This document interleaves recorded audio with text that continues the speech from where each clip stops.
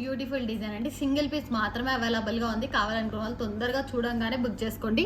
Only single piece, నేను వేసుకున్న piece మాత్రమే అవైలబుల్గా ఉందన్నమాట. అయినా చూపిస్తున్నాము విత్ ఇయర్ రింగ్స్ అండి. ఇయర్ రింగ్స్తో పాటు చైన్ అయితే అవైలబుల్గా ఉంది.